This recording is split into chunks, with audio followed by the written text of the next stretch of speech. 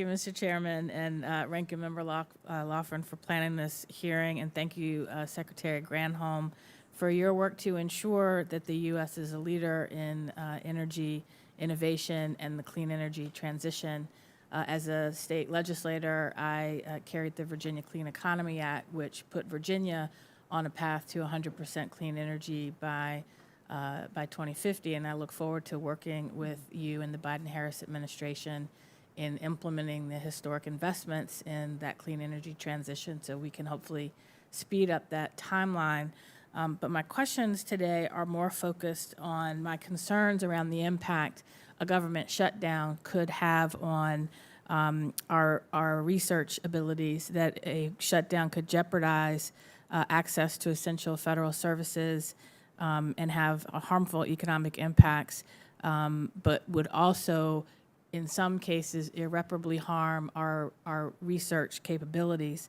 The previous shutdown in 2019 disrupted the flow of federal science funding, forced researchers to put their work on hold, interrupted time-sensitive studies, and due to the nature of scientific research, some of those losses were impossible to recover. As a matter of fact, just this morning, I received an email from a major research university in my district, Virginia Commonwealth University, that said DOE projects that are waiting for the next budget period funding will be shut down temporarily if there's a government shutdown. And to start them back up is not that easy, as it will cause additional expenses and delays. Students and postdocs could be laid off, and to find them back with the same skill level would be very difficult. And so I wanted to ask if you could further address how a government shutdown would impact the Department of Energy's ability to carry out its science and technology mission, both in the short term, but also in the long term. Thank you for the question and for your leadership in this clean energy space. Obviously, a shutdown would be terrible in many, many ways. But let me say this. Our position is that the debt ceiling vote was a deal to fund the government at a certain level. And we expect the Speaker to deliver on that deal. And we know that with the end of the fiscal year approaching, it's clear that we're going to need some kind of short-term continuing resolution to provide more time for the FY24 appropriations process to unfold. And we look forward to working with both sides to achieve that deal. Me too. But could you also address the impact that a long-term continuing resolution or automatic spending cuts could have on the DOE's ability to carry out its research? Yeah, I mean, when you think about it, a cut that prevents scientists from being able to do their research in any of the areas that we have discussed, a cut that requires facilities to be shut down, like user facilities, for example, where you've got wait lists of entities waiting to do fundamental research.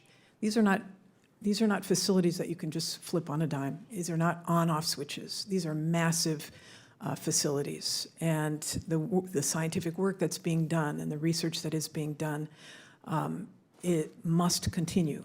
So it would harm in the immediate, and it would harm our ability, go back to this, globally. We are in a race on all of these technologies, and to slow it, to stop it, is going to impede our ability to be competitive and to lead. Thank you, Madam Secretary. And earlier this year, I was pleased to see the Department of Energy's announcement of the HBCU Clean Energy Education Prize, which supports HBCUs in developing STEM programming for K-12 and community college students, and as part of the Biden-Harris administration's Justice 40 commitment. I wonder if you could give us an update on the program, either quickly in an answer or on the record later, an update on this program and other initiatives you're pursuing to increase equity in our clean energy future. Yeah, happy to provide you with something additional, but just quickly, on May 8th, we announced this first version of the prize, the Clean Energy Education Prize, and since the launch, we're launching a second version of that as well, and I will get you the details in writing both on that as well as the other work that we're doing on Justice 40. Thank you, Madam Secretary, and I yield back. Gentlewoman yields back. We'll hear next from